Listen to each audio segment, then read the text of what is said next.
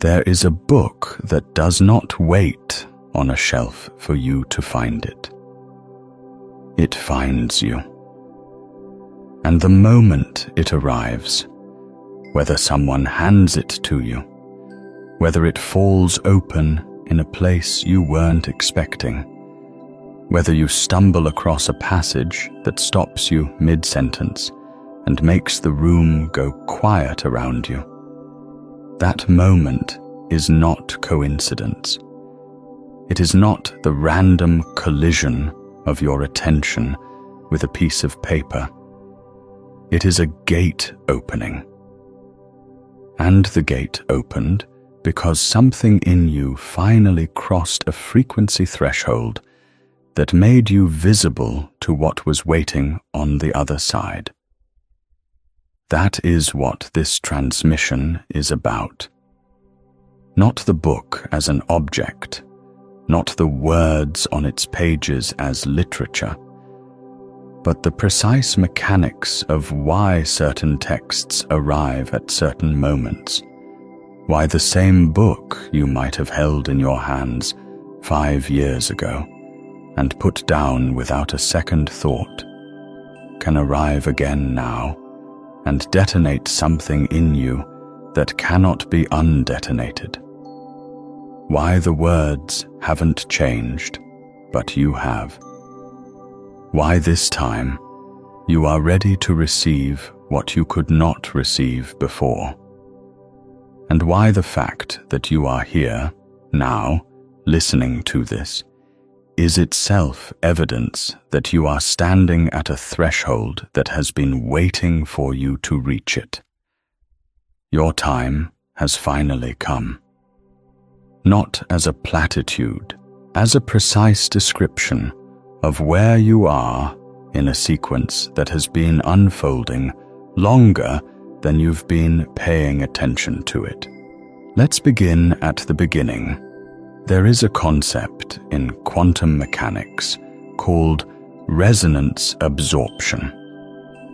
It describes the phenomenon where a particle or system can only absorb energy at specific frequencies. The frequencies that match its own natural oscillation. When the incoming frequency matches, absorption happens. Energy transfers. The system changes state. When the frequency doesn't match, the energy passes through as if the system were invisible to it, as if it weren't even there. Think about that for a moment. The same transmission, the same signal, the same book, the same teacher, the same idea can pass through you at one frequency and leave no trace. And then, at a different frequency, at a different moment in your development, it hits you with the force of a revelation. Not because the transmission changed, because you did. Because your internal oscillation finally matched the frequency of what was being offered. This is why people read books twice and have completely different experiences. This is why a sentence you underlined at 22 means something entirely different at 37. This is why the person who told you something important 3 years ago, something you dismissed or forgot, can say the same thing now, and you hear it as if for the first time, as if they are speaking directly into the center of something you've been carrying without knowing its name. You weren't ready then. You are ready now. And readiness, in quantum terms, is not a passive state. It is not simply the absence of resistance. It is the presence of a matching frequency. It is the arrival at a specific internal configuration that makes you capable of receiving what you could not receive before. And that configuration doesn't happen gradually. It doesn't accumulate in a smooth, upward slope. It happens in thresholds, in crossings, in moments where enough internal pressure has built up that the system tips from one state into another, suddenly, completely, irreversibly. You have been building toward this threshold for longer than you know. And the book, the transmission, the message that finds you now, it is not arriving early. It is not arriving late. It is arriving at the exact moment when your frequency finally matches what it carries. And that matching, that resonance, is what the title of this transmission is pointing at. Not chosen in the sense of being selected by an external authority.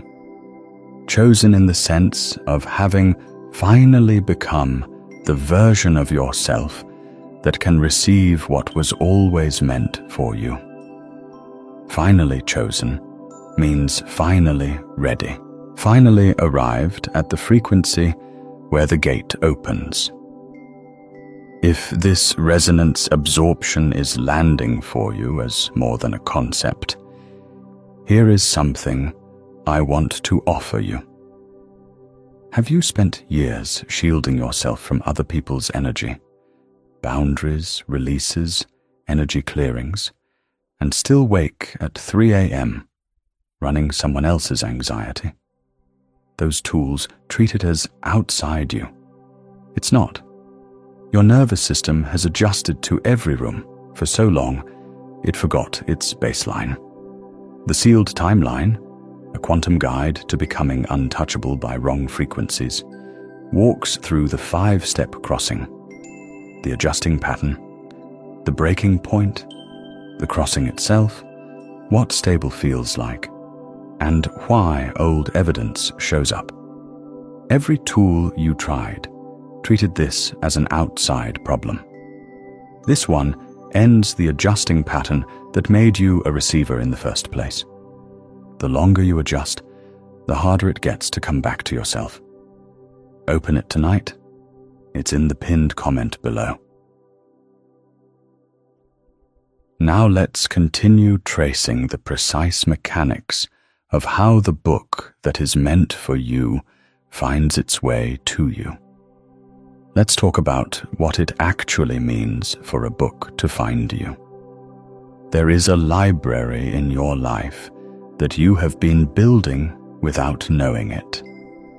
Not a physical library, though that may be part of it, but a library of encounters. Every book that passed through your hands, every teacher whose words landed or didn't, every conversation that cracked something open or slid off the surface, every idea you dismissed, and every idea that took root. Every transmission that found you too early, and every one that found you at exactly the right moment. This library is not random. It has a shape, and the shape is the shape of your becoming. The books that found you too early, the ones you couldn't absorb, they weren't mistakes. They were deposits. They were laid down in the substrate of your consciousness at a frequency you couldn't yet match.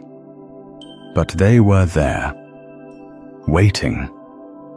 The way certain seeds require a specific temperature to germinate. They can sit in the soil through an entire season that is too cold, dormant, unchanged on the surface.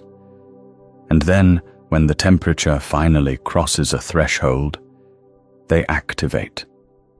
not gradually, not incrementally. The activation is sudden.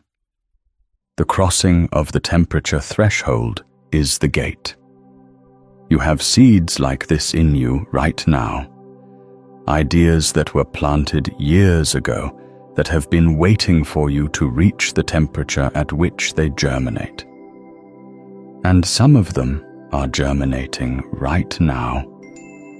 Some of them crossed the threshold recently. Some of them are crossing it today. The book that finds you when you are finally chosen is the book that arrives at the moment of germination. It is the external signal that matches the internal activation. It is the voice from outside that names what has just come alive inside, and in naming it, makes it real. This is the mechanics of being found. You don't find the book. The book finds you, because you have finally become the receiver that its signal can reach. If this transmission is finding you at the right moment, take a second to like this video and subscribe so the next one can find you too. Now, let's get specific about what has been happening to you. There is a particular kind of internal experience that precedes the arrival of the book, that changes everything. It is not dramatic. It is actually very quiet. It is the experience of an old way of being that has stopped working, not with a crash, not with a crisis, but with a kind of slow, steady, undeniable ceasing. Like a signal that has been fading for a long time, finally going to static. Like a frequency you've been broadcasting on for years that is no longer producing a response from the world around you. You may have felt this as restlessness, as a low-grade dissatisfaction with things that used to satisfy you, as a sense that the life you have built, which may be a good life, which may be a life that other people would envy, no longer quite fits the shape of who you are becoming. Like a coat that was exactly right for a previous winter, and now pulls at the shoulders and sits wrong, and you can't stop noticing it. Or you may have felt it as a kind of silence, a strange stillness that descended and that you couldn't explain. Not depression, not emptiness, but a quality of waiting, as if everything in your life was holding its breath, as if the usual noise of your thoughts and your plans and your habitual concerns had quieted enough that you could hear something underneath it, something that has been trying to get your attention for a long time.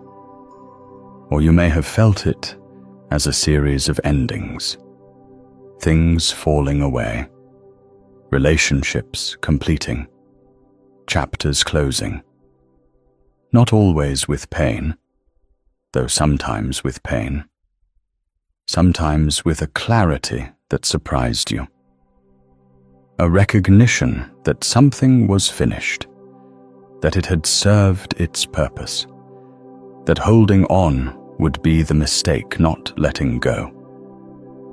These experiences, the restlessness, the stillness, the endings, they are not problems to be solved. They are not symptoms of something wrong. They are the approach to the gate. They are the specific internal conditions that precede a threshold crossing. They are your consciousness reorganizing itself in preparation for a state change that is already underway. In physics, this is called a phase transition. Water doesn't turn to ice gradually.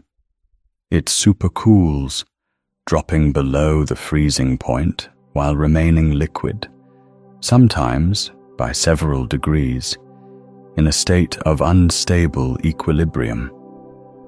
And then, at a certain moment, with the right trigger, sometimes just a vibration, sometimes just a single nucleation point, the entire system snaps into the new state, all at once, completely. The water doesn't partially freeze, it crosses the threshold. You have been in a state of supercooling.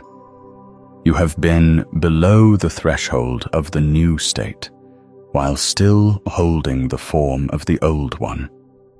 And the restlessness, the stillness, the endings, these are the supercooled state. This is the unstable equilibrium just before the snap.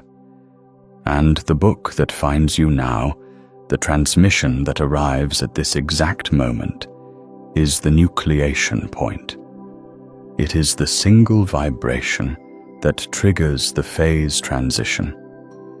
It is the external catalyst for an internal crossing that was already primed and waiting. Heaven can't wait. That phrase is not hyperbole. It is a description of the state you're in, the new configuration of your life, the one that is waiting on the other side of this threshold, is not patient. It is not content to remain potential indefinitely. There is a pressure that builds in the supercooled state, a tension between what you are and what you are becoming. And that tension is not comfortable. It is not meant to be comfortable.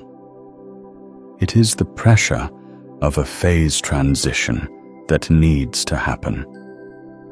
And the longer it is delayed, the more that pressure builds, until the nucleation point arrives and the crossing happens, suddenly, completely, all at once. You are at that nucleation point right now. Let's talk about what it means to be chosen. The word carries religious weight. It carries the implication of an external authority making a selection. And that framing, while it points at something real, misses the actual mechanics. Because being chosen is not passive. Being chosen is not something that happens to you while you remain unchanged. Being chosen is the recognition that you have arrived at a specific configuration of consciousness that makes you capable of carrying something you could not carry before. Think about the way a radio tower broadcasts a signal continuously. The signal doesn't wait for a specific receiver to tune in. It is always broadcasting. The question is only whether any given receiver is tuned to the right frequency. When you tune to the frequency, you receive the signal. The tower didn't choose you. But from your perspective, from the inside of the experience of suddenly receiving what you couldn't receive before, it feels exactly like being chosen.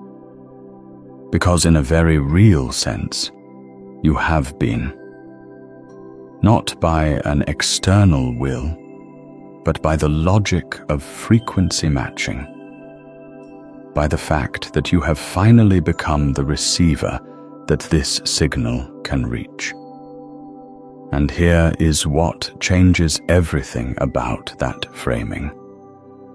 If you are chosen, because you have arrived at the frequency, then the question is not whether you are worthy of being chosen. The question is what you did to get here, what you endured, what you released, what you refused to stop becoming even when it was hard, what you kept moving toward even when the path wasn't clear. Because the frequency you are at right now is not an accident. It is the result of every threshold you have already crossed. Every smaller gate you stepped through that prepared you for this one. Every version of yourself you outgrew and released. Every time you chose growth over comfort, truth over familiarity, becoming over staying the same. You earned this frequency. And the book that finds you now, the transmission that arrives at this exact moment, it is not a reward for good behavior. It is a resonance confirmation. It is the universe reflecting back at you the frequency you have reached. It is saying, in the only way the universe knows how to say things, which is through experience, through encounter, through the precise timing of what arrives in your life and when, you are ready. You have crossed enough thresholds to cross this one. The gate is open. Now, let's talk about the parable. There were two scholars who studied at the same house of learning. Their names were Mira and Callum, and they had come to the same texts at the same time, had sat in the same rooms, had heard the same teachers, had access to the same library. From the outside, their paths looked identical, but from the inside, they were completely different. Mira read with urgency. She consumed texts the way someone who is starving consumes food, quickly, greedily, moving from one to the next without fully digesting any of them. She wanted to have read everything. She wanted to have covered the ground. There was a quality of acquisition in her approach, as if the knowledge were a possession she was accumulating, as if the number of books she had finished were a measure of how far she had traveled. Callum was slower. Frustratingly slow, some of his teachers thought. He would spend weeks on a single chapter. He would return to the same passage again and again, not because he didn't understand it, but because he felt there was something in it he hadn't yet received. He had a quality of waiting in him, a willingness to sit at the edge of a text and let it work on him rather than working on it. His teachers sometimes wondered if he was falling behind. Years passed, and then one day, in the library that they had both used for years, a book arrived that neither of them had seen before. It was old. Its arrival was unremarkable. It sat on a shelf with other books. Mira walked past it 3 times. She picked it up once, read the first page, decided it wasn't what she was looking for, and put it back. She had read so many books. She was looking for something specific. This didn't feel like it. Callum sat down with it. He didn't choose it for any particular reason. He wasn't looking for anything specific that day. He had been sitting with a question for several months, a question he couldn't articulate precisely, a question that was more of a feeling than a question, the feeling of standing at the edge of something he couldn't yet see. He picked up the book the way you might pick up a stone on a path, not because you're collecting stones, but because something about this particular stone, its weight, its texture, the way the light falls on it, makes you want to hold it for a moment. He opened it, and the first sentence he read named the question he had been unable to articulate. Not approximately, not in the general vicinity, precisely, with a precision that made him feel, for a moment, that the book had been written specifically for him, that whoever had written it had somehow known he would be here, in this library, on this day, holding this question without words, that the book had been waiting. He read for 8 hours without stopping. When Mira found him that evening, she saw something in his face that she recognized but couldn't name, a quality of having crossed something, of being on the other side of a threshold she hadn't noticed was there. She asked him what he was reading, and he showed her. She said she had looked at that book. She said it hadn't seemed like anything. He nodded. He said he knew. He said he didn't think it was the book that had changed. He thought it was him. Mira took the book home that night. She read it carefully, with the same attention she gave everything. And it was good. She could see that it was good. But it didn't do to her what it had done to Callum. The sentences that had detonated something in him landed for her as competent, interesting, useful. She finished it in 2 days and moved on to the next book on her list. What was the difference? The difference was not intelligence. Mira was, by most measures, the more capable scholar.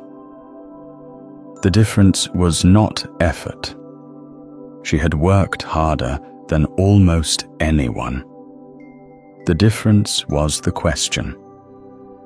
Callum had been living inside a question for months, a question he couldn't articulate, a question that had been working on him from the inside, creating a kind of internal space, a hollow in his consciousness, shaped exactly like the answer the book was carrying. And when the book arrived, it fell into that space like a key into a lock, precisely, completely, irreversibly. Mira had no such space. She had been filling every space as fast as it opened. She had been so busy acquiring that she had never learned to be empty enough to receive. The book hadn't chosen Callum over Mira. The book had found the receiver that was tuned to its frequency. And Callum was tuned because he had been willing to sit with the question without rushing to the answer. He had been willing to be in the supercooled state, in the unstable equilibrium of not yet knowing, long enough for the internal pressure to build to the point where the right nucleation could trigger the phase transition. He had been willing to wait at the gate, and because he had waited when the gate opened, he was standing right at it. He didn't have to run back from somewhere else. He was already there. He crossed without hesitation, because he had already done the work of arriving at the threshold. This is the parable of the book that finds you. The question is not whether the book will arrive.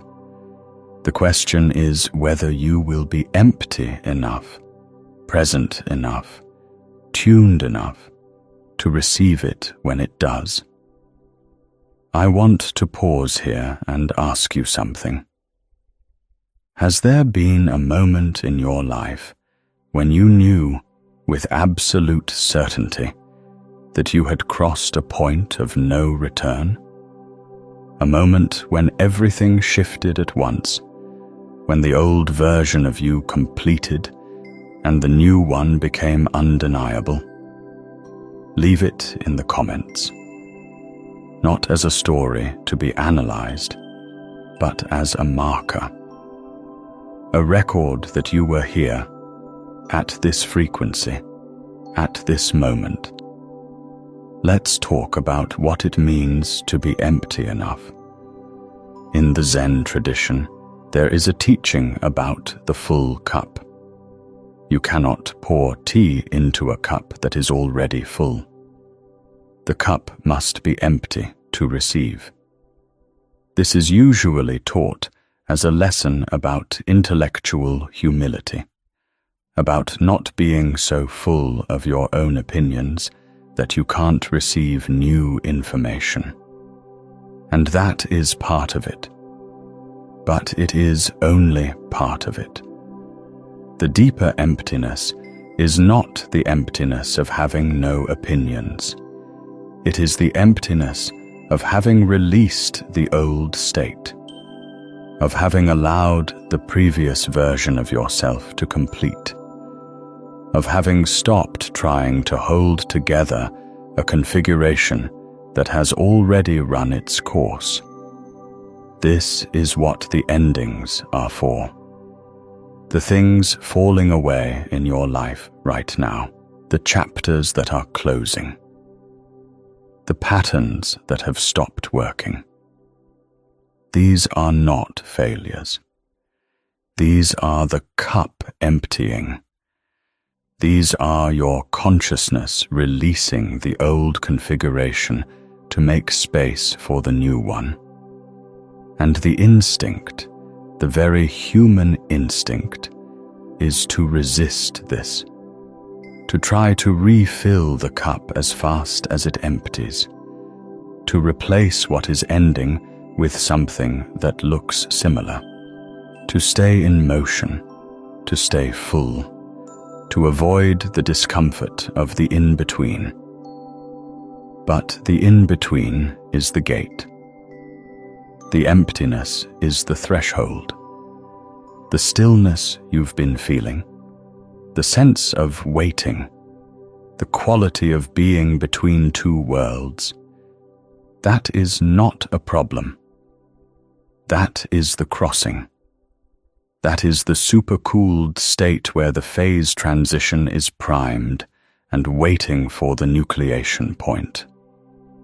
And if you rush to fill it, if you replace the old configuration before the new one has had a chance to arrive, you will find yourself back at the beginning of the cycle. Still full, still unable to receive, still waiting for a book that can't find you because you are not empty enough to hold it.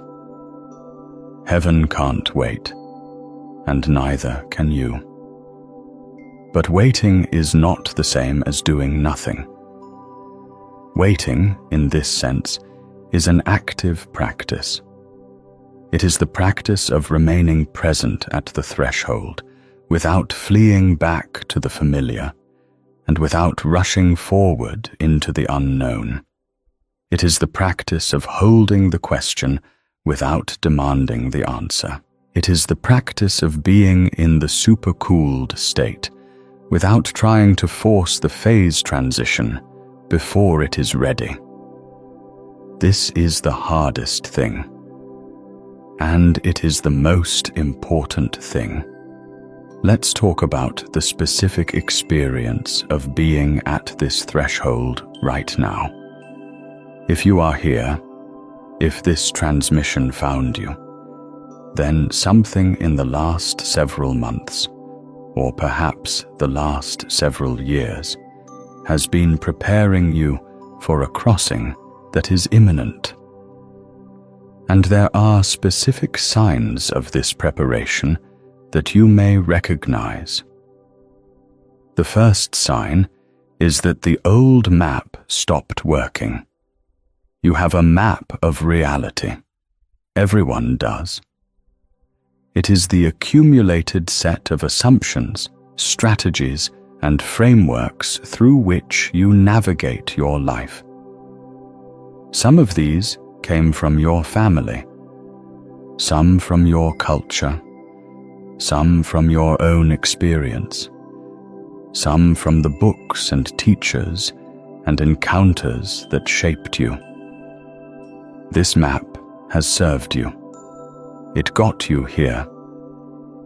But maps are made for specific territories, and when the territory changes, the map becomes unreliable, and the territory of your life has been changing, not necessarily in dramatic external ways, though perhaps in those ways too, but internally.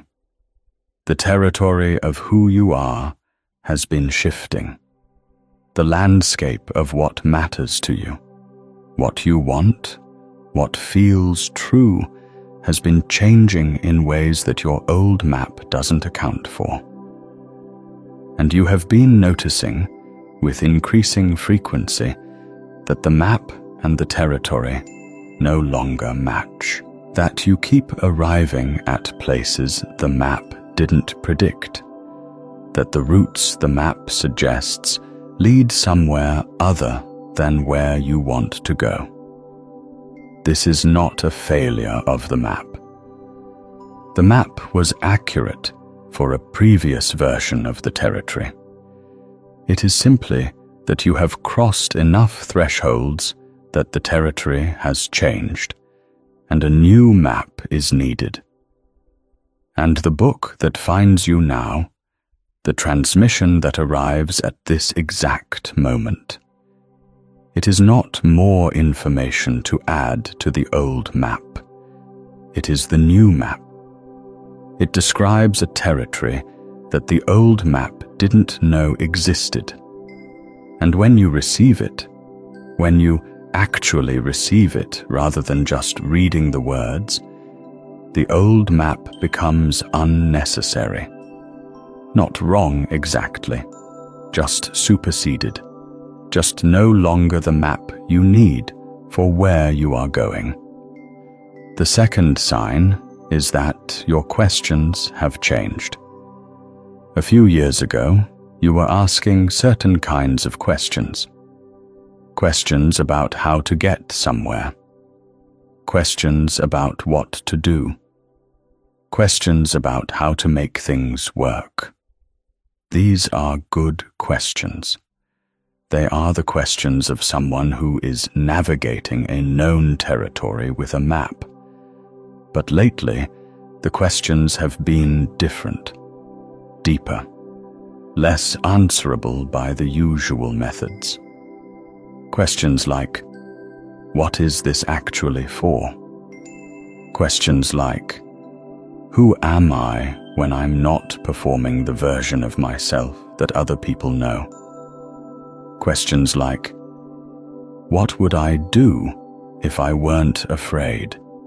Not of any specific thing, but of the general weight of what it means to fully become what I am. Questions like, what is being asked of me now, and do I have the courage to say yes? These questions don't have answers in the old library. They require a new transmission. They require a book that was written from the other side of the threshold you are approaching, by someone or something that knows the territory you are about to enter. And the arrival of these questions in your life is not a sign of confusion. It is a sign of approach. It is the sign that you are close enough to the gate to see the questions that only make sense from that proximity. The third sign is that you have been experiencing what might be called the collapse of the comfortable. Things that used to make you feel safe. Certain identities, certain relationships, certain ways of spending your time and attention. Certain stories you told about yourself and your love have been losing their power to comfort. Not because they are best, but because you have outgrown them. Because the frequency you are at now is higher than the frequency at which those comforts operate. And the discomfort of this is real. The loss of the familiar scaffolding is real. But it is also the sign of a specific kind of growth, the kind that requires you to release the previous structure before the new one is fully visible.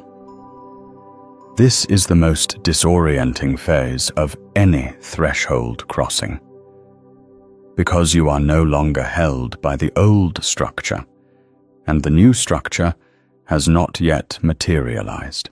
You are in free fall, or what feels like free fall, but you are actually in flight. You are in the space between states. And the book that finds you now, the transmission that arrives in this exact moment, is the first solid ground on the other side.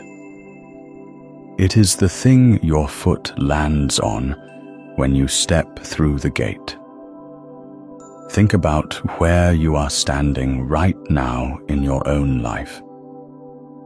Is there a threshold you can feel but haven't yet named?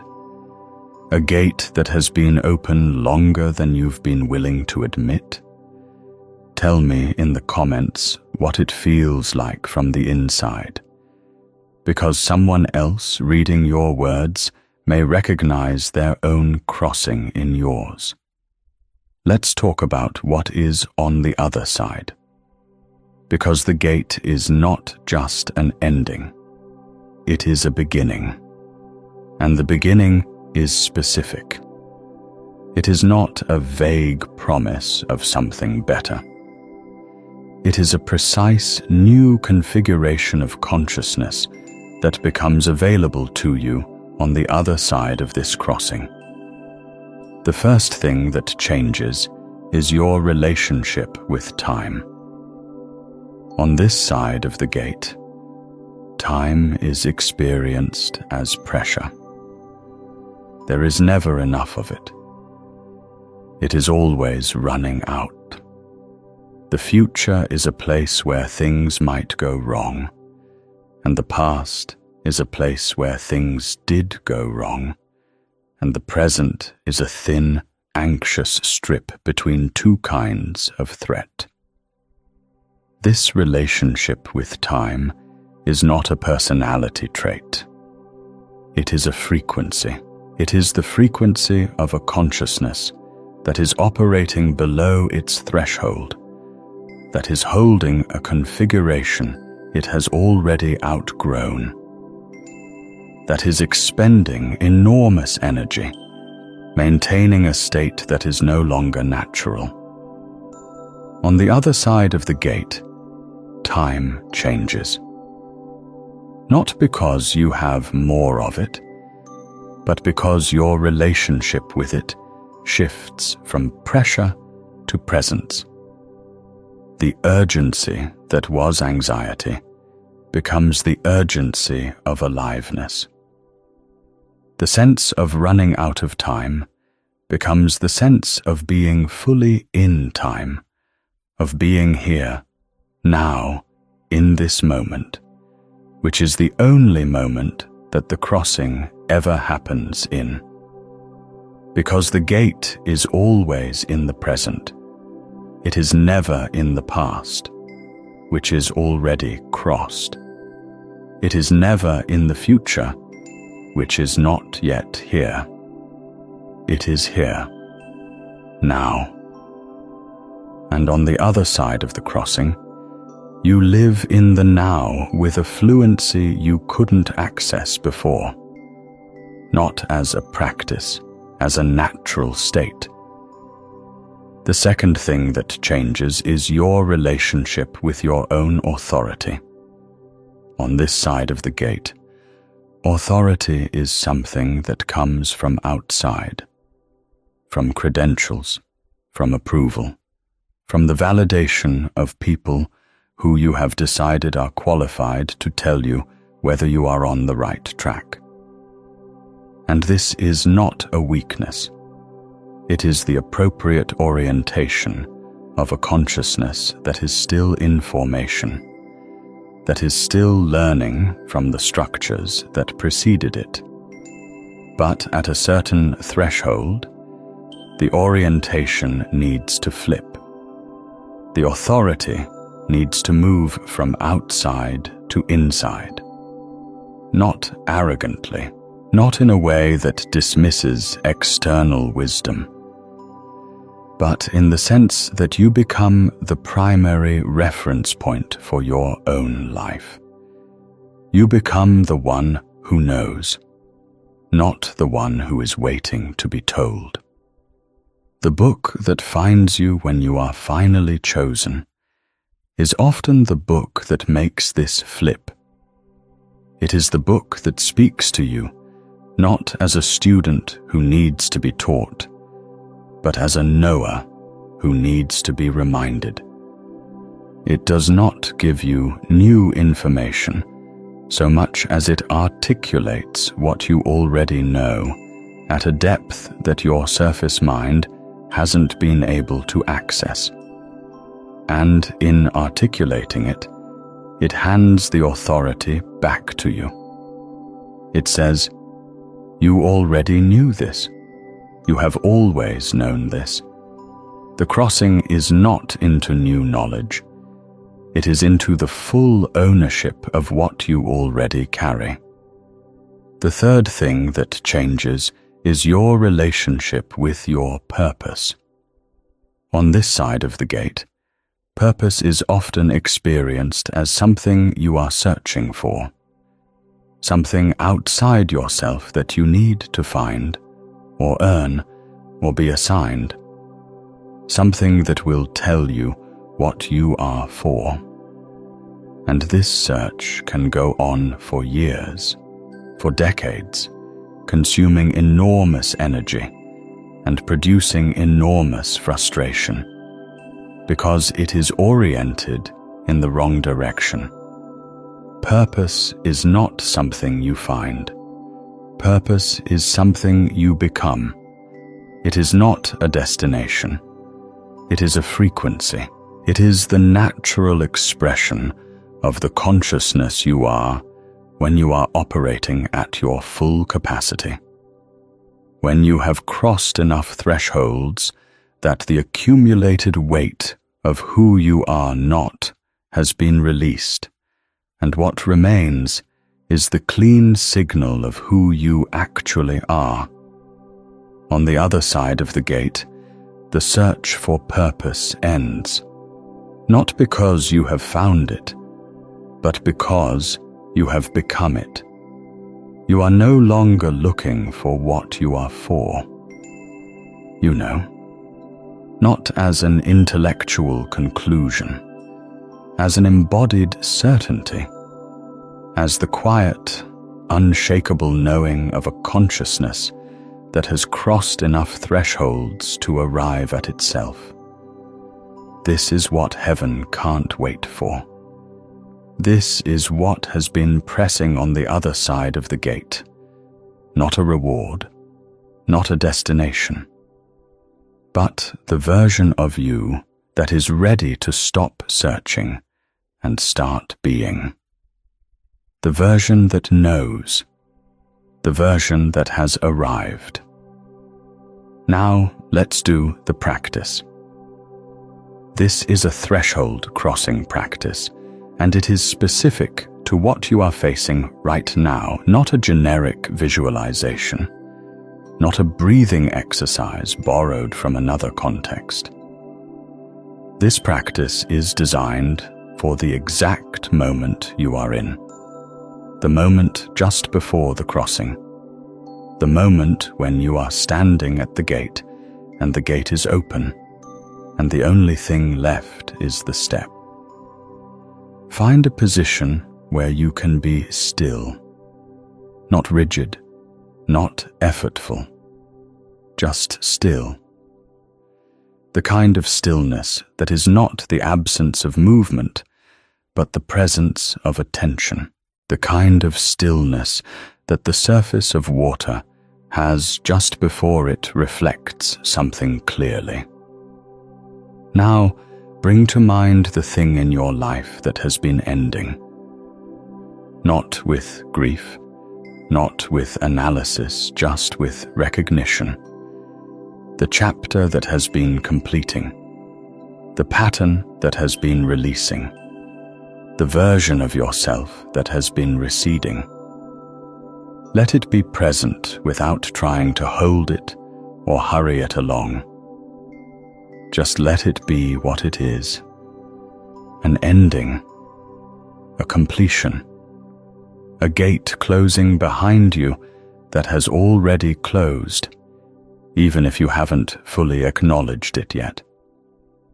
Stay with that for a moment. Feel the weight of it, the specific gravity of a thing that is finished. Not the grief of loss, though that may be present, but the specific quality of a completed thing. The way a sentence feels when it has its period. The way a door feels when it is fully closed. The way a breath feels when it has been fully exhaled. Now exhale. Not a performative exhale, a real one. Let the breath carry out whatever you have been holding on behalf of that ending. Let the exhale be the completion of the completion. Let it be the final acknowledgement that what was has been and is done, and you are grateful for it, and you are releasing it, and it is complete. Good. Now notice the space that the exhale created. Not emptiness as absence. Emptiness as capacity. The space in the cup that can now receive. The cleared frequency that can now match what is coming. The threshold that is now visible because you are no longer looking backward at what has ended. In this space, I want you to bring to mind the question you have been unable to articulate. Not a question you have been asking consciously. The question underneath the questions. The question that the restlessness has been circling. The question that the stillness has been holding. You may not be able to put it in words yet. That is fine. Just feel the shape of it. The specific contour of the thing you have been reaching toward without being able to name it. Let that question be present. Don't answer it. Don't rush toward an answer. Just let the question exist in the space you have just created. Let it be there, unresolved, open, reaching. This is the shape of the lock. This is the specific configuration that the key will fit. This is the frequency that the book, the transmission, the teaching that is coming for you is tuned to. Now breathe in, not filling the space, receiving into it. There is a difference. Filling is active, effortful, acquisitive. Receiving is open, present, resonant. Breathe in as if you are receiving something that is already on its way. As if the transmission is already in motion toward you, and the breath is the first moment of its arrival. Let the breath carry the sense that you are ready. Not ready in the sense of having prepared everything and gotten everything in order. Ready in the sense of having released what needed to be released and created the space that needed to be created. Ready in the sense of being at the frequency where the gate opens. Ready in the sense of finally chosen. Hold the breath for a moment. This is the threshold. This is the moment of standing at the gate. The old state behind you, complete. The new state ahead, visible but not yet entered. The breath held between exhale and inhale. The water at the exact moment before the phase transition. The supercooled instant just before everything snaps into the new configuration. This is the crossing point. And now let the breath go and breathe in again. But this time breathe in as someone who has crossed. Breathe in as the version of you who is on the other side. Not who you will be someday, who you are now, in this moment, having stepped through. Having released the old frequency and arrived at the new one. Having allowed the phase transition to complete. Feel what is different, not dramatically different. The crossing is rarely dramatic from the inside. It is quiet. It is precise. It is the quality of having arrived somewhere you recognize, not because you have been here before, but because this is where you were always going. This is the frequency you have been building toward.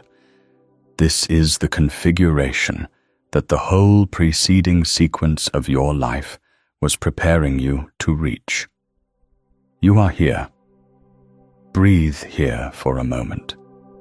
Just here. Not analyzing what changed, not planning what comes next. Just being here, on the other side, in the new state, in the frequency that the book that finds you now is tuned to. When you are ready, let the practice complete. Not by leaving it behind, by carrying it forward, by remaining as much as you can in this frequency, in this state, on this side of the gate. Good. Now let's talk about what the book actually is, because I have been speaking about the book as if it is a single physical object. And it may be. There may be a specific text that is about to arrive in your life, or that has recently arrived, that is the external manifestation of everything we have been discussing. And if that is true, you will know it. You will know it the way Callum knew it. Not because you decided it was important, but because it detonated something. Because it named the question you couldn't articulate. Because it described the territory you have been approaching without a map. But the book is also more than a physical object. The book is any transmission that arrives at the frequency of your readiness. It is a conversation that opens something in you that has been waiting to be opened. It is an encounter with another person who is operating at the frequency you have just crossed into, who reflects back to you the state you have just arrived at, who shows you what it looks like to live from the other side of the gate you have just stepped through. It is an idea that lands in you with the weight of a revelation, not because it is new information, but because it is the precise articulation of what you already know at a depth that your surface mind hasn't been able to access. The book is the transmission that finds you when you are finally at the frequency to receive it. And the reason heaven can't wait is that this transmission has been ready for longer than you have. It has been broadcasting. It has been available. It has been circulating in the world at its frequency, waiting for the moment when your frequency would match. And now that moment has arrived, and the transmission is landing, and the phase transition is happening, and the version of you that is capable of receiving what this transmission carries is the version that is emerging right now. This is not a small thing. Let's talk about the cost of not crossing. Because the gate being open does not mean the crossing is automatic. You can stand at an open gate indefinitely. You can feel the frequency, recognize the threshold, understand intellectually that the crossing is available, and still not cross. And this is not a failure of courage exactly. It is the pull of the known, the gravitational force of the familiar, the way the old configuration, even when it is uncomfortable, even when it has clearly run its course, still has a kind of weight that makes leaving it feel like a loss. And it is a loss. Every crossing is a loss. The old version of you does not come with you. The old map does not fit the new territory.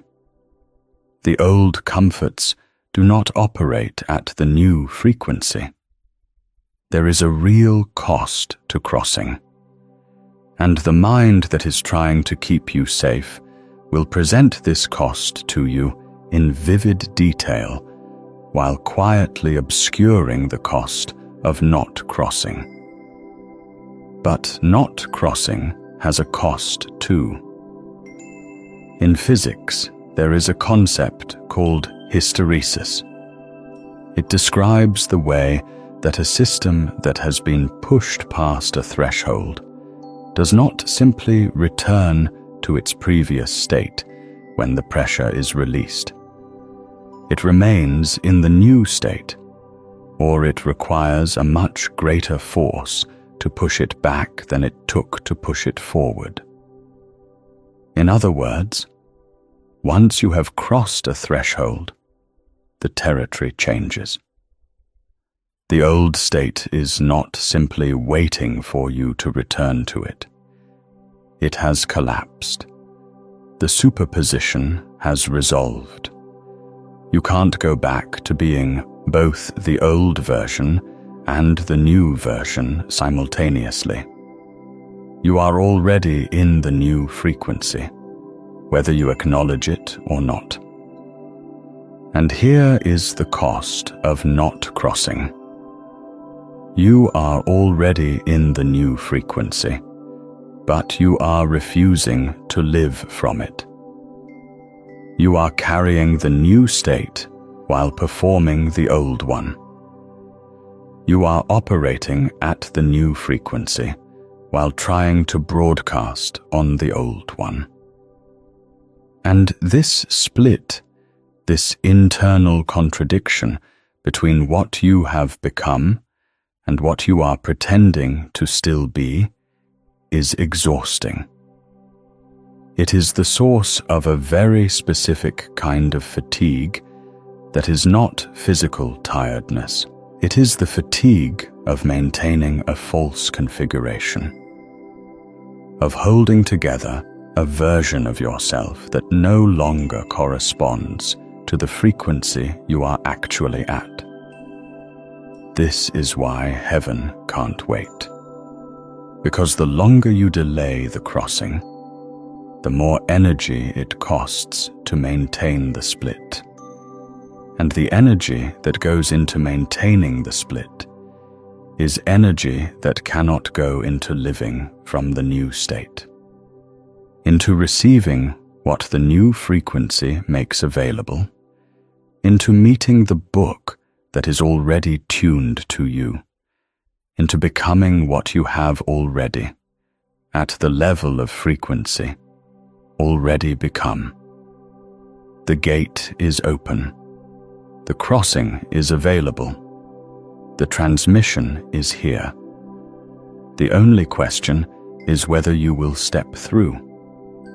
Let's talk about the books that have been finding people at threshold moments throughout history, not as a survey of literature, as evidence, as proof that this phenomenon, the phenomenon of a text arriving at the exact moment of a crossing, is not mystical in the sense of being outside the natural order. It is the natural order.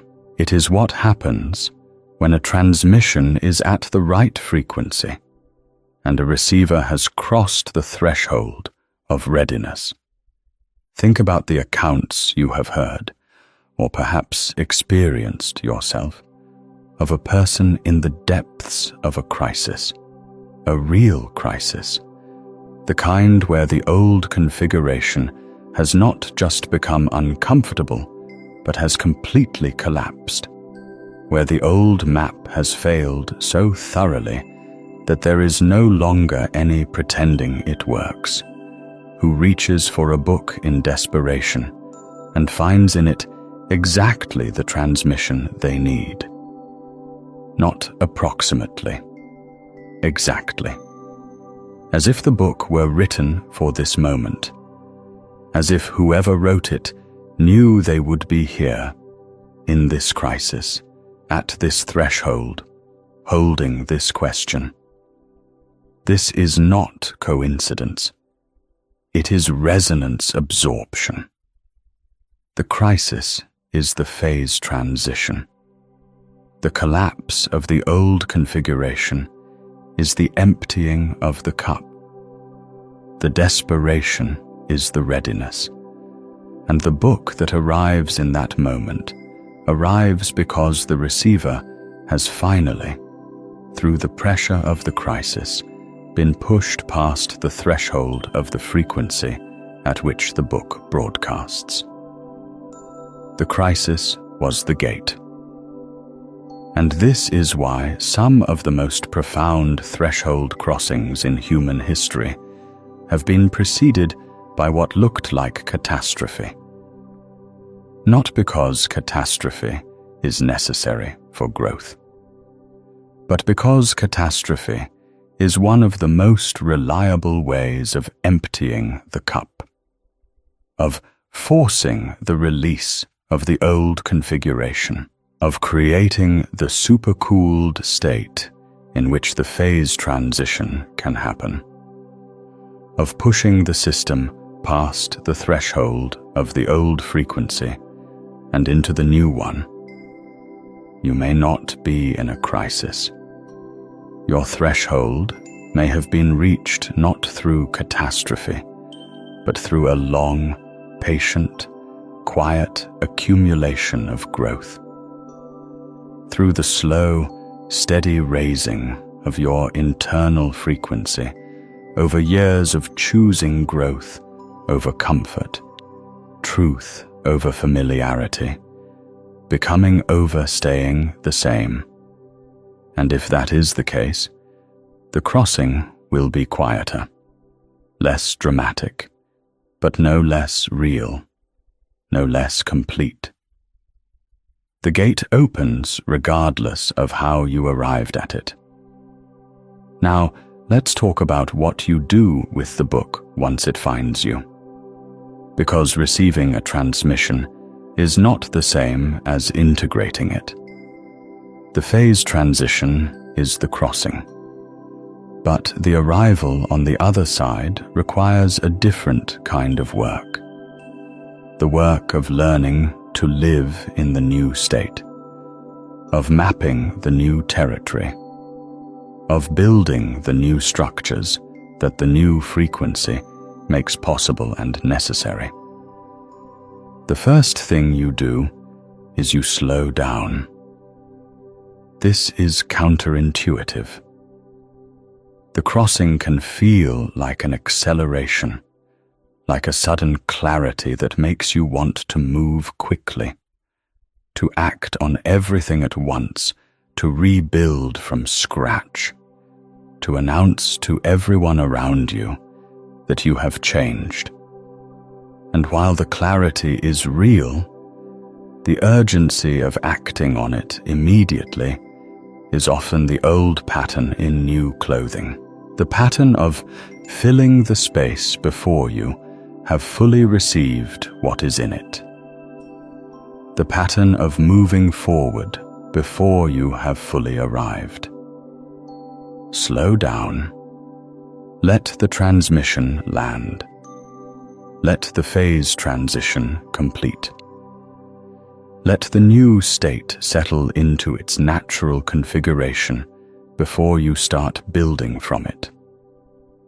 The book that found you has things in it that you will not understand on the first reading.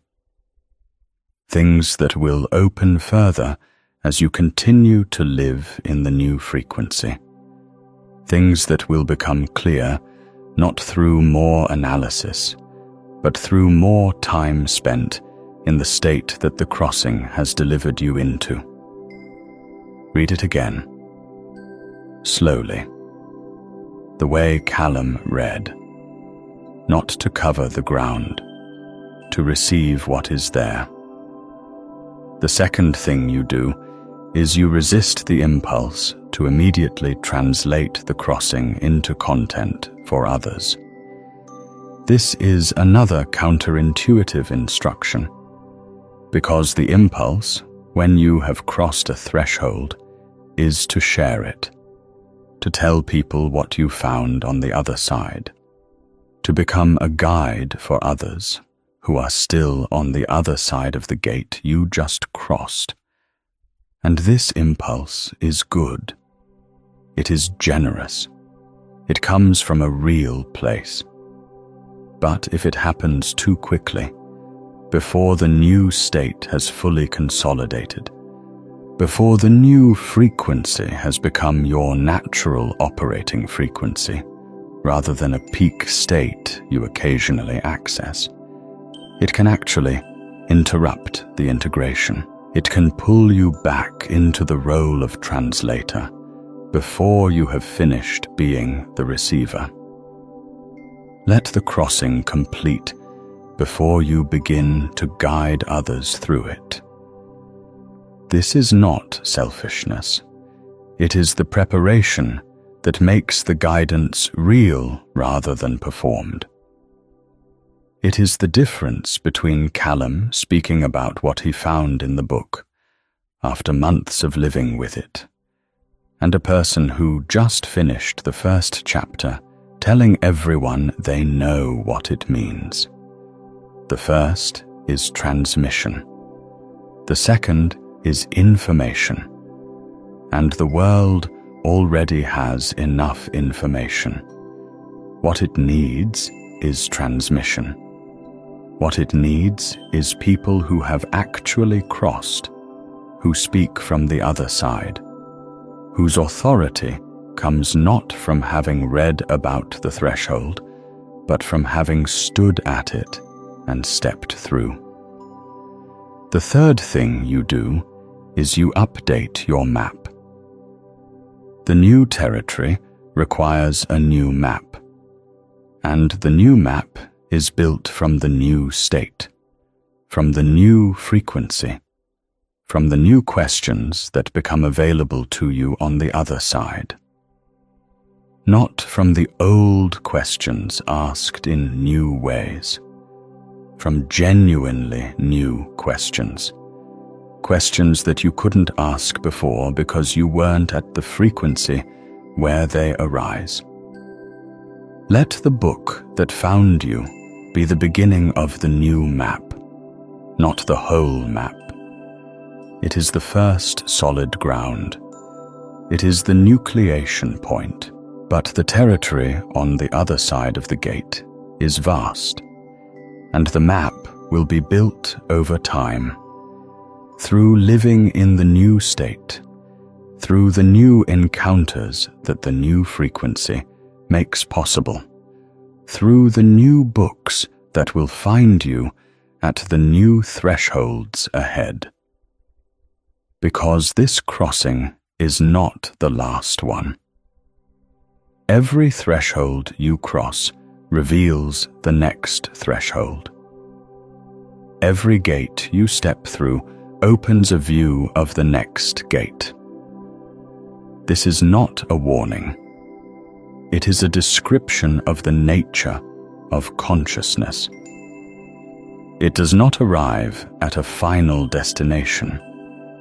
It crosses thresholds, and each crossing is complete.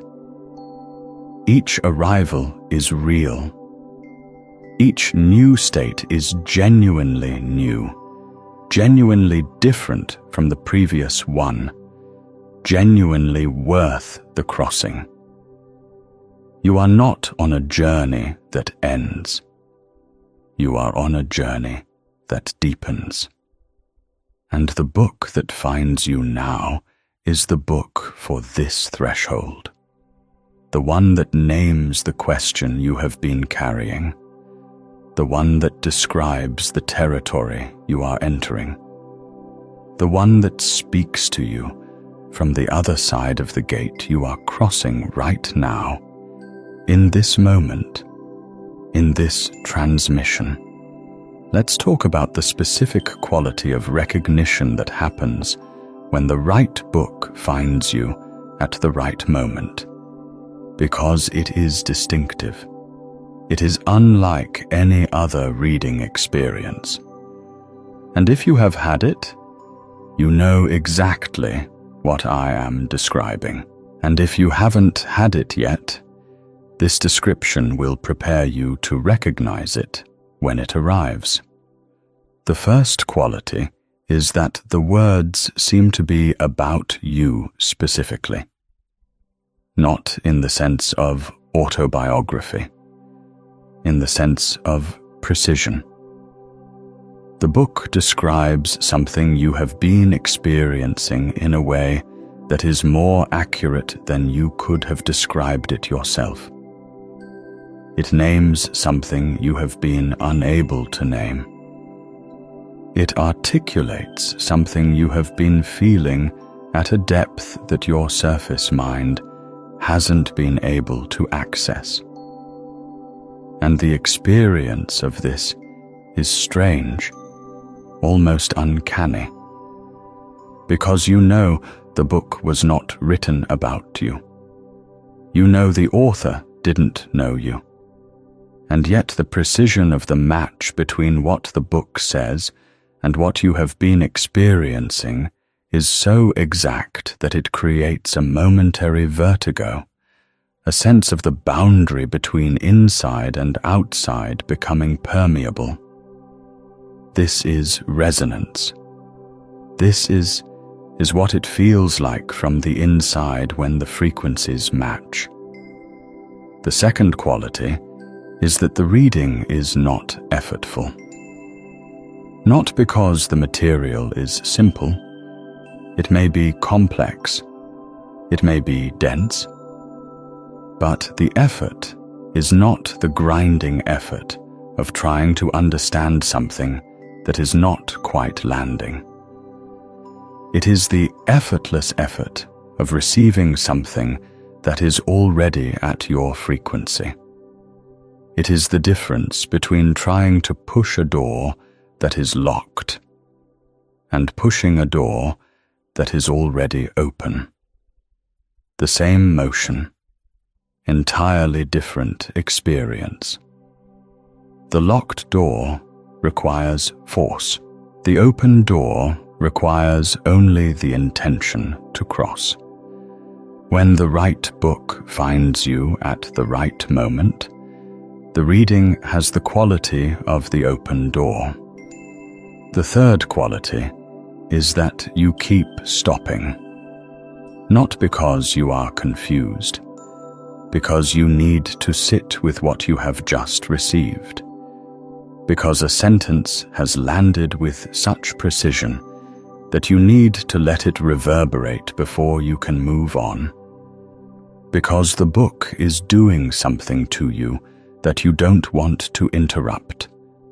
And these stops are not delays. They are the integration happening in real time. They are the new state consolidating. They are the map being drawn. They are the phase transition completing, one sentence at a time. Callum stopped constantly. His teachers thought he was slow. He was not slow. He was receiving. The fourth quality is that you feel, after reading, different than you felt before. Not better, necessarily. Not more comfortable. Different. As if a layer has been removed. As if a frequency has shifted. As if you have crossed something, even if you can't name exactly what. And this difference is not temporary. It doesn't fade when the reading session ends. It stays, because it is not a feeling. It is a state change. It is the phase transition that the book catalyzed, now complete, now the new natural configuration of the frequency you are at. You don't go back from this kind of reading. You cross it, and you arrive on the other side, and you are different, and you know it, and there is no pretending otherwise. This is the book that finds you when you are finally chosen. Let's talk about something that doesn't get discussed enough in conversations about threshold crossings and consciousness evolution. Let's talk about the people who were there just before the crossing happened. Because you didn't arrive at this threshold alone. No one does.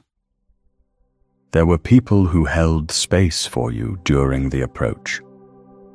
People who, perhaps without knowing it, were part of the sequence that brought you to this gate. And some of them will cross with you, and some of them will not. And this is one of the most tender and difficult aspects of any threshold crossing. The people who held space for you in the old frequency, who knew you in the old configuration, who loved the version of you that is now completing. They are not wrong to grieve the change.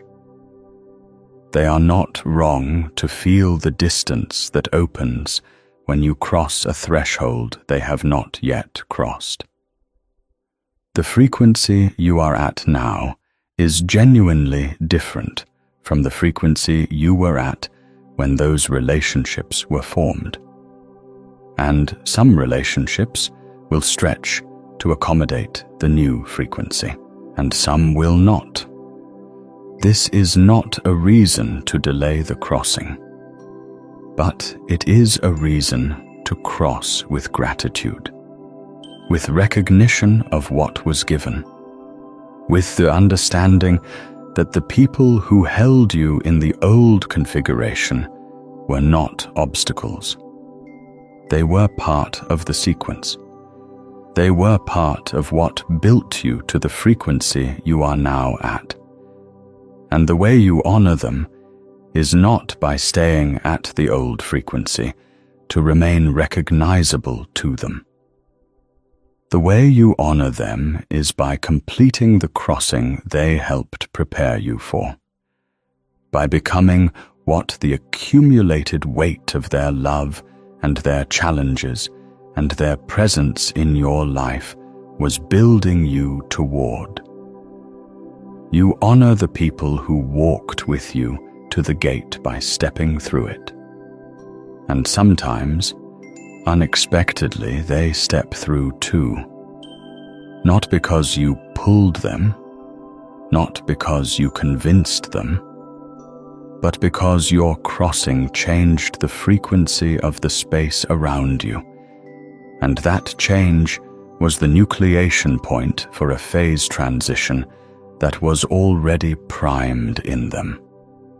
This is one of the gifts of crossing. Not always, not reliably, but sometimes. The courage of one crossing creates the conditions for another. Cross first. Trust that. Let's talk about the quantum mechanics of being found. Because I have been using the language of physics throughout this transmission, and I want to be precise about what I mean. I am not making metaphorical use of quantum mechanics as a rhetorical device. I am pointing at a real structural parallel between the behavior of quantum systems and the behavior of consciousness at threshold moments. In quantum mechanics, a particle exists in a state of superposition until it is measured.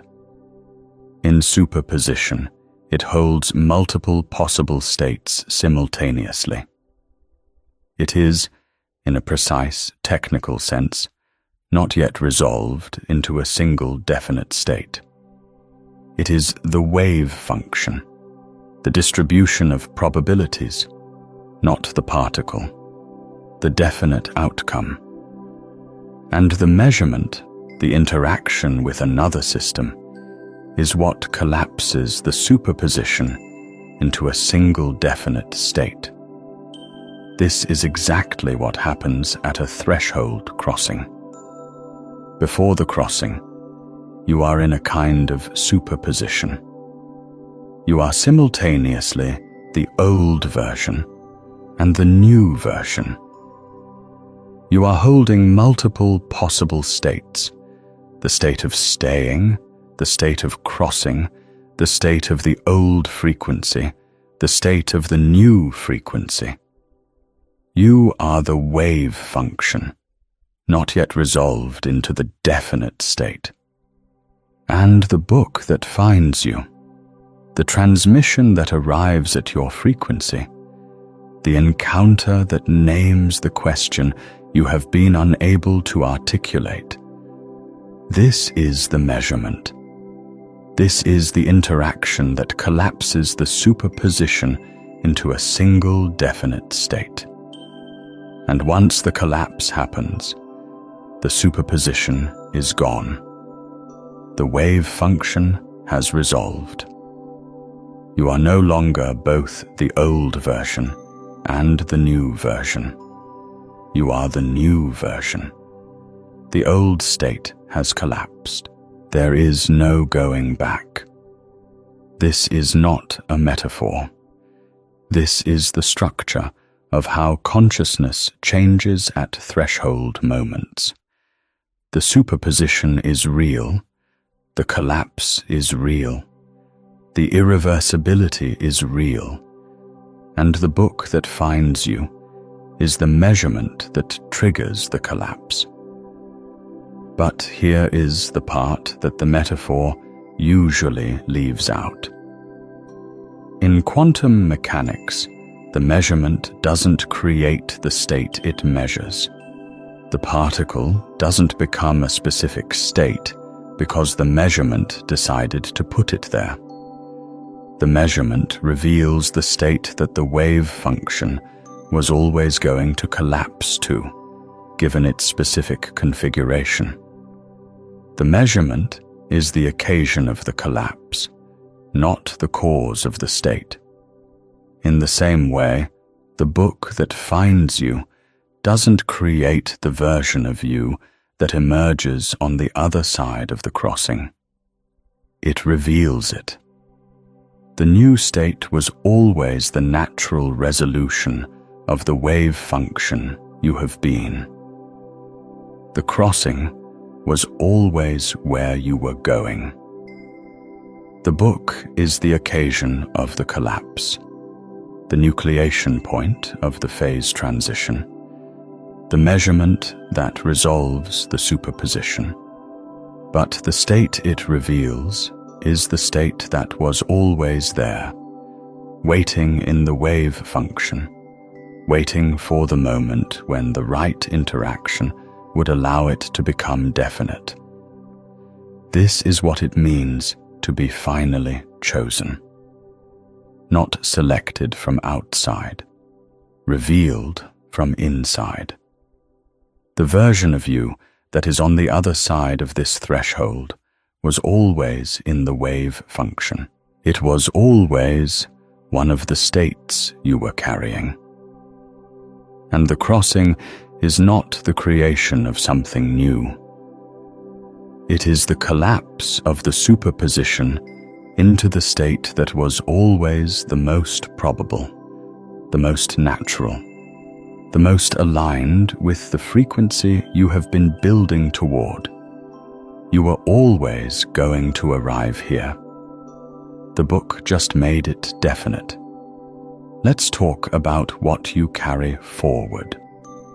Because the crossing is not a departure from everything that came before. It is a transformation of it. The experiences that built your frequency, the thresholds you have already crossed, the books that found you at earlier moments, the people who walked with you to this gate, the questions you have been carrying, the endings you have been navigating. All of this comes with you, not as weight, as foundation, as the accumulated depth from which the new state is built. The new map is not drawn on blank paper. It is drawn on the palimpsest of all the previous maps. And the previous maps are still there, underneath, informing the new one in ways that are not always visible but are always present. The wisdom of the old frequency is not lost when you cross to the new one. It is integrated. It becomes part of the substrate of the new state. This is why the people who cross thresholds are not people who have escaped their history.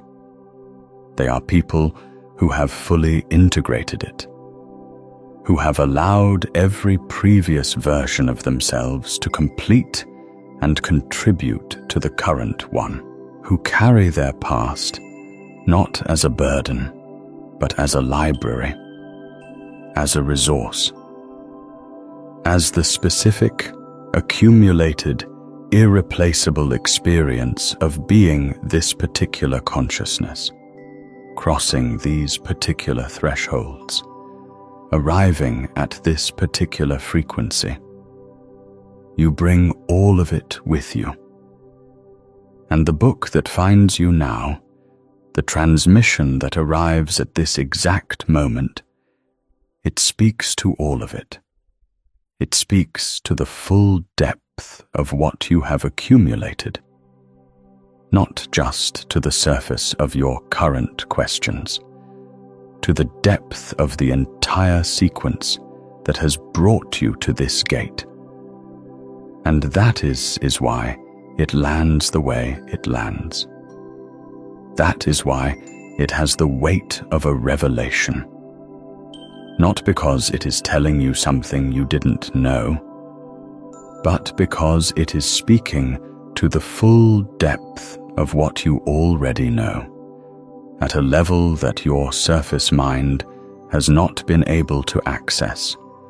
And in speaking to that depth, it makes the full depth available to you. This is the gift of the book that finds you when you are finally chosen. It doesn't add to you. It reveals you. It doesn't give you something new. It shows you what you have always carried. It doesn't create the new version of you. It collapses the superposition and makes the new version definite. And in that definiteness, in that collapse, in that irreversible arrival at the state that was always the natural resolution of the wave function, you find something that you have been looking for a long time, without knowing exactly what you were looking for. You find yourself, the version that was waiting on the other side of the gate, the version that the whole sequence of your life was building toward, the version that the book that found you was written for, the version that the frequency of this exact moment was calibrated to reveal. This is the arrival. This is the other side. This is what heaven couldn't wait for. Let's talk about what happens in the days and weeks after the crossing. Because the crossing is the threshold moment, but the integration is the work that follows. And the integration has its own specific texture, its own specific challenges, its own specific gifts. The first thing you will notice is that the world looks slightly different, not dramatically different. The same people, the same places, the same external circumstances, but with a quality of light that is new, a quality of presence that wasn't there before, as if the resolution has increased, as if you are seeing with slightly more depth than you were seeing with before the crossing. This is not imagination. This is the natural perceptual shift that accompanies a frequency change.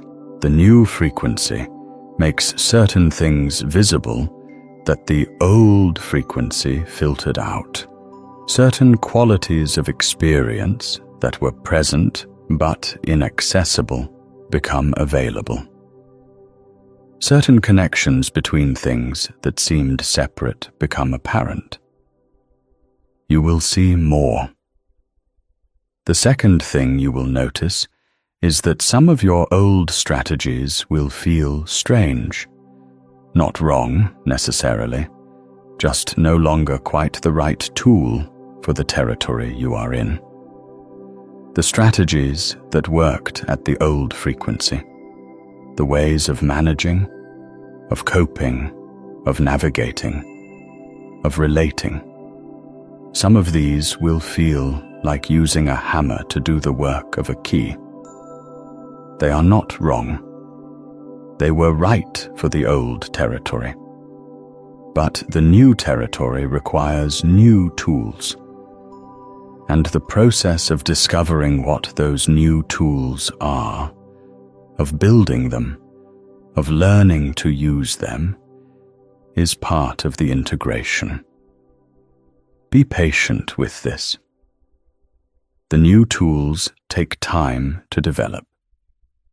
The new strategies take time to become fluent. You are learning to live in a new frequency. Give yourself the time that requires. The third thing you will notice is that certain people will see the change in you before you fully see it yourself. Some will be drawn to it. They will feel the new frequency and be attracted to it, curious about it, wanting to understand what has shifted. These are often the people who are approaching their own threshold, who are in their own supercooled state, who are being drawn toward the nucleation point that your crossing is providing for them. And some will be unsettled by it. Not because the change is wrong, but because the new frequency is unfamiliar to them, and unfamiliar frequencies can feel threatening when you are not yet ready to cross to them yourself. These people are not enemies. They are not obstacles. They are people at a different point in their own sequence. And the most generous thing you can do for them is to remain clearly, steadily, unapologetically at the new frequency. Not to push them toward it, but to be it fully, so that when they arrive at their own threshold, they have a clear signal to tune to. Be the frequency you have crossed into. That is the deepest form of guidance. Let's come to the close. You came to this transmission at a specific moment, not randomly, not by accident. You came to it because something in you was already at the frequency of what it carries. Because the restlessness, or the stillness, or the endings, or the changed questions, or the collapse of the comfortable, had already brought you to the threshold. Because you were already in the supercooled state, already past the old frequency, already holding the new one in the wave function of who you are, waiting for the nucleation point that would collapse the superposition and make the new state definite. This transmission was that nucleation point, or it was one of them, or it prepared the ground for the one that is coming. Either way, you are closer to the other side than you were when you began. The book that finds you when you are finally chosen is the external confirmation of an internal arrival. It is the universe reflecting back at you the frequency you have reached. It is the transmission that was always broadcasting at the frequency of who you are becoming, waiting for the moment when you would become enough of it to receive it. You are that moment now. The question you have been carrying, the one you couldn't articulate, the one that the restlessness was circling, the one that the stillness was holding, is about to be named. The map of the territory you are entering is about to be drawn. The transmission that speaks to the full depth of what you have accumulated, that reveals the version of you that was always waiting in the wave function, that collapses the superposition into the definite state